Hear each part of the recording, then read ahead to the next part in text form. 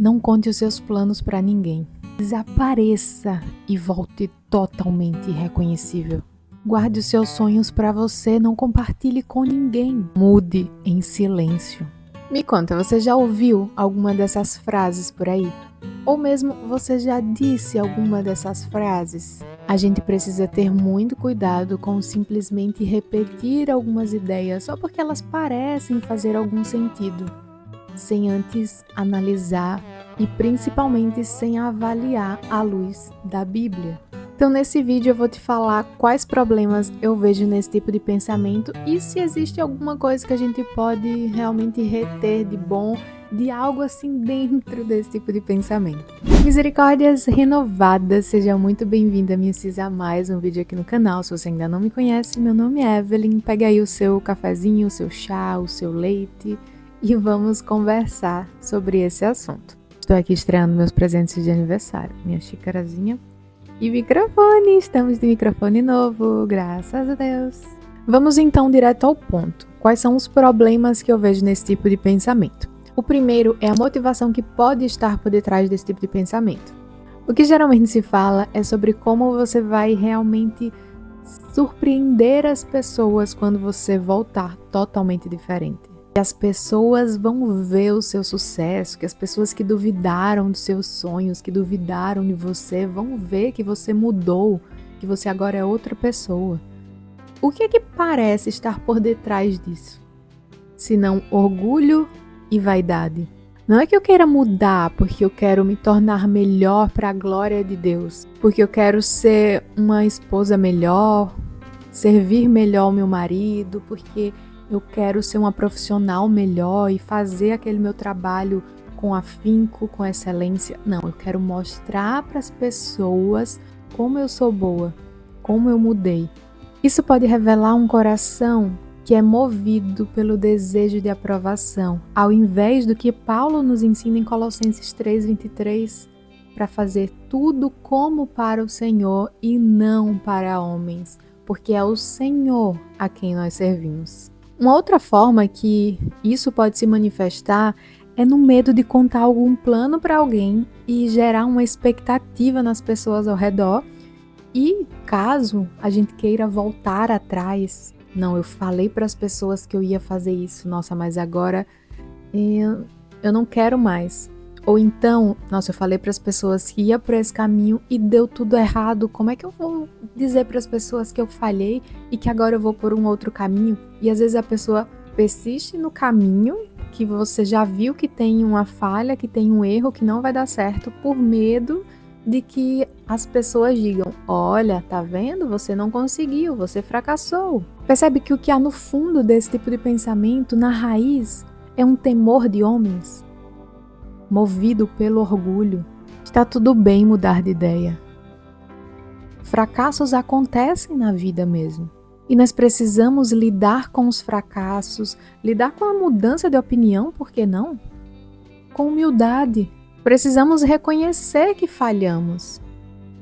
Isso revela um coração humilde que aprende com seus erros, que sabe que o erro e o fracasso fazem parte da caminhada e que não se rende ao orgulho de querer continuar um caminho ruim porque senão as pessoas vão dizer, vão falar, vão pressionar. Então me conta, você já percebeu, já notou em seu coração muitas vezes essa ânsia por mudar, para que então você possa provar algo para alguém? O segundo problema que eu vejo nesse tipo de pensamento é uma confiança no eu. Não vou contar para ninguém porque eu vou fazer tananã, tananã. Isso é totalmente normal para quem não segue a Deus. Tá tudo bem. Mas para nós que cremos na palavra de Deus, sabemos que nós não fazemos nada sem o auxílio do Senhor. Deus também é soberano sobre a vida dos ímpios, mas as pessoas não sabem disso. Mas nós sabemos que Deus é soberano sobre todas as coisas. E muitas vezes a gente toma essa soberania para nós. Muitas vezes a gente age como se o soberano das nossas vidas fôssemos nós mesmos. Mas é o Senhor quem tem domínio, quem tem controle, quem tem o poder, a autoridade sobre todas as coisas. É Ele e somente Ele. Ele conhece o nosso presente, o nosso passado, o nosso futuro. Ele nos conhece por fora e no íntimo do nosso ser. Ele sabe as motivações por detrás dos nossos planos, dos nossos desejos. Ele conhece os nossos caminhos. E quando nós tomamos essa falsa soberania para nós, quando a gente diz assim, não, agora é comigo, eu vou mudar aqui, eu agora vou fazer isso. Nós tomamos para nós um fardo que é pesado demais. Nós não podemos carregar.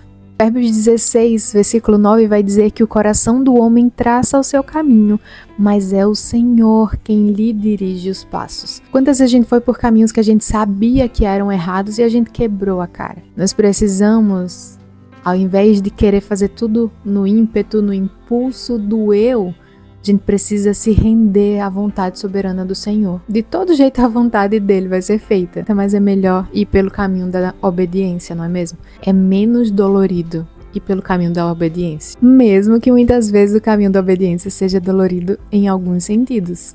Mas é para o nosso bem no final. Tiago também vai nos advertir sobre essa arrogância, sobre essa prepotência, sobre acharmos que somos autossuficientes, que nós não precisamos de Deus, que nós fazemos nossos planos e seguimos e vai dar tudo certo. Ele vai dizer em Tiago 4, 13 ao 16, vai dizer: ouçam vocês que dizem, hoje ou amanhã iremos para esta ou aquela cidade, passaremos um ano ali, faremos negócio e ganharemos dinheiro. Vocês nem sabem o que vai acontecer com vocês amanhã. O que é a sua vida? Vocês são como a neblina que aparece por um pouco de tempo e depois se dissipa. Ao invés disso, vocês deveriam dizer: se o Senhor quiser, viveremos e faremos isto ou aquilo. Agora, porém, vocês se vangloriam das suas pretensões. Toda vanglória como esta é maligna. Se nós temos um plano, um desejo, um sonho, nós precisamos submetê-los ao Senhor, colocar diante dele, olha, Senhor, tá aqui, ó. É isso que eu quero, é isso que eu tô pretendendo fazer da minha vida. Esse é o meu sonho, mas eu sei que eu sou falha, eu sei que eu sou pecadora e eu preciso do teu auxílio, eu preciso do teu direcionamento, me ajuda. Por exemplo, a gente tá fazendo esse desafio, né, dos 6 meses para mudar de vida. Foi o que eu falei no primeiro vídeo. A gente não vai conseguir fazer nada, a gente não vai conseguir ter uma mudança real, genuína, à parte do Senhor. Eu já repeti isso várias vezes aqui nesses vídeos desse desafio. Nós queremos mudar algo em nossa vida? Massa. Então vamos colocar isso diante do Senhor, vamos pedir o seu auxílio, vamos sim trabalhar, vamos sim buscar hábitos e caminhos que a gente precisa caminhar para que então a gente tenha aquilo no final. Mas nós precisamos submeter sempre ao Senhor e não achar que é por causa da minha força, que é por causa do meu eu, que é porque eu fiz, que é porque eu mudei, que é porque eu. Não, precisamos com humildade submeter a nossa vida, as nossas afeições, os nossos planos, os nossos sonhos diante do Senhor. Provérbios 3, 5 ao 6 vai nos instruir. Confia no Senhor de todo o teu coração e não se apoie no seu próprio entendimento. Reconhece o Senhor em todos os seus caminhos e Ele endireitará as suas veredas. É isso que a gente precisa fazer em tudo. Colocar diante do Senhor, confiar nele. Confiar os nossos planos, os nossos sonhos, os nossos projetos. Que a gente não se apoie no nosso entendimento. Que a gente não se apoie no nosso eu, mas confie no Senhor.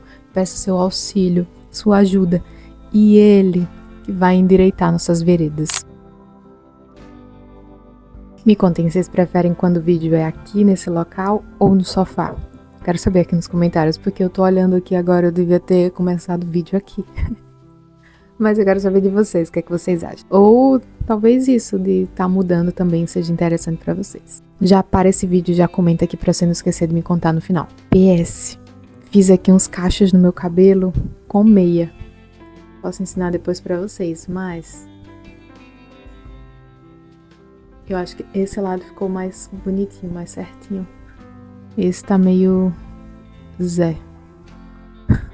Depois eu vou tentar de novo. Enfim, voltando pro nosso assunto, o terceiro problema que eu vejo nesse tipo de pensamento é a crença no poder da inveja. Geralmente, os cristãos não acreditam em energias negativas, que é um dos argumentos para algumas pessoas que dão esse conselho, né, de não, cresça quieto, não conte para ninguém os seus planos, é justamente por causa de energias negativas, podem vir e tal. Mas aí vai o crente e acredita que a inveja tem poder. Não vou contar para ninguém porque tem um poder da inveja. Bom, acreditar no poder da inveja é o mesmo equivalente de acreditar em energia negativa.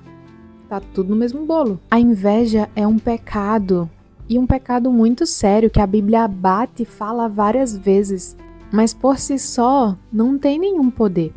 Ah, mas os irmãos de José venderam ele por inveja e tararô, lerará. Sim, porque pessoas podem fazer o mal motivados pela inveja, como podem fazer o mal motivados pelo orgulho, como podem fazer o mal motivados por uma série de pecados. Mas não é a inveja em si que vai fazer com que os nossos planos não deem certo.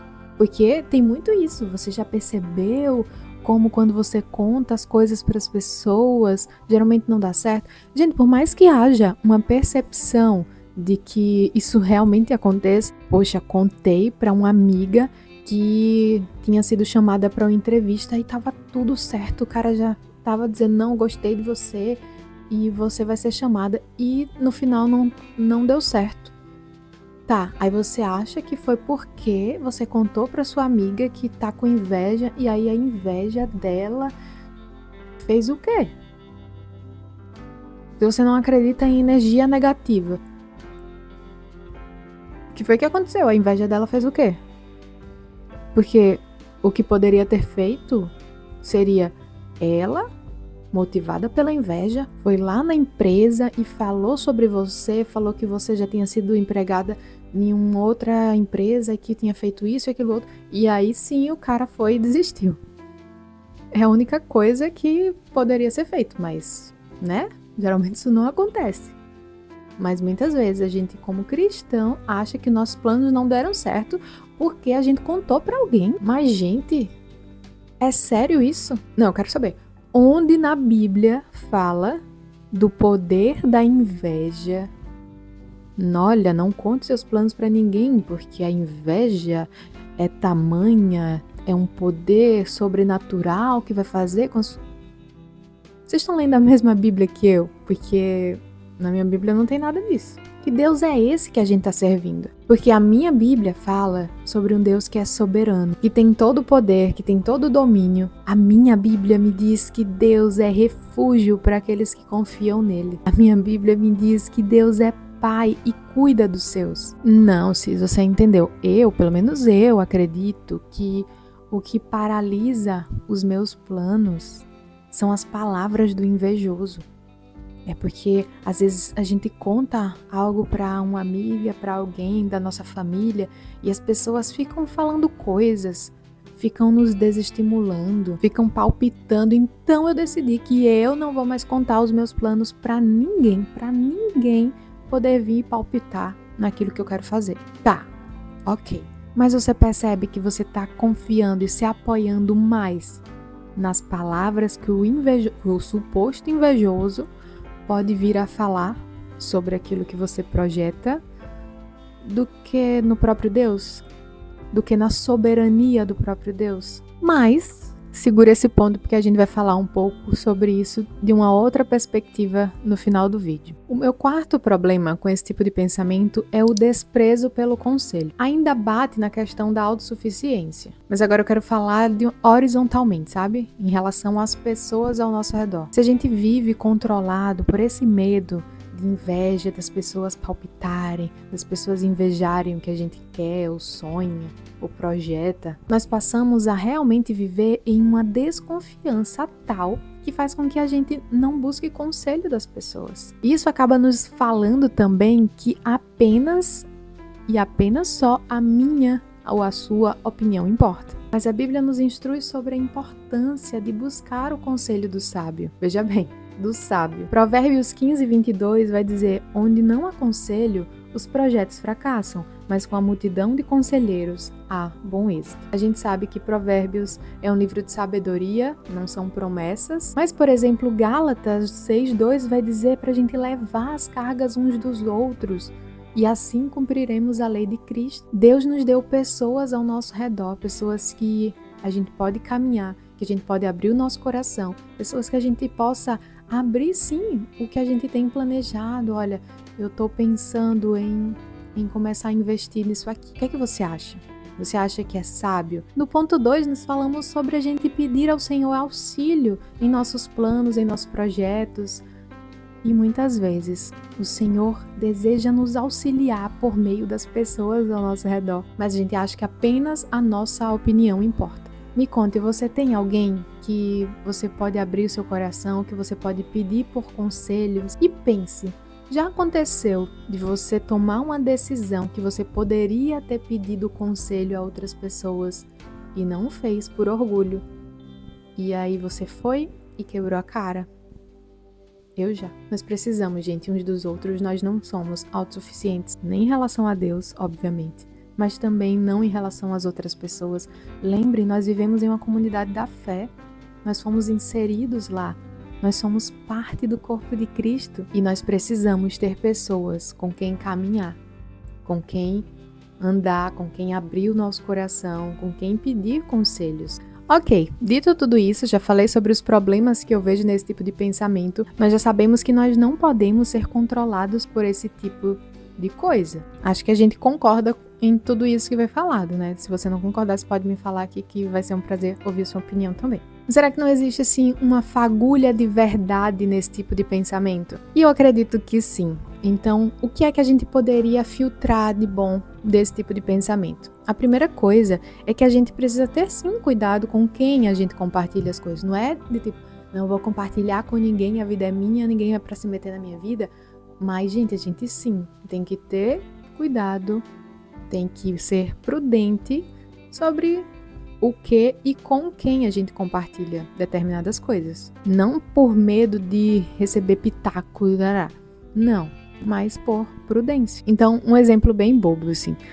Ganhei uma herança e eu tô com plano de fazer X coisa com ela. Isso é uma coisa pra gente contar pra qualquer pessoa? Chegou uma pessoa do nosso lado, menina, você não acredita? Ganhei uma herança da minha tia-avó. E aí, né, eu tô pensando, não, né, gente? E sobre o que eu vou fazer com esse dinheiro, eu vou pedir conselho pra qualquer pessoa? Também não. É necessário que a pessoa, primeiro, que eu confie nessa pessoa, e segundo, que ela tenha algum entendimento sobre essa área, porque então ela vai poder dar um bom conselho sobre isso.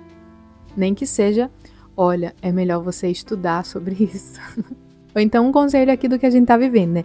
Olha, esse ano eu estou querendo mudar na área X. E aí você vai e conta pra uma pessoa que sempre te coloca pra baixo, que sempre diminui aquilo que você faz. Vai ser sábio contar pra essa pessoa? Não, inclusive não é nem sábio andar com ela. Uma segunda coisa que a gente precisa entender é que nós precisamos saber o tempo certo de compartilhar certas coisas. Então, por exemplo, um casal decide começar a tentar engravidar. Será que é sábio sair contando pra todo mundo? Ou será que é melhor o casal manter aquilo por enquanto entre eles, pra não gerar expectativas em outras pessoas? E aí, já tá vindo bebê? E agora? Ei, e aí?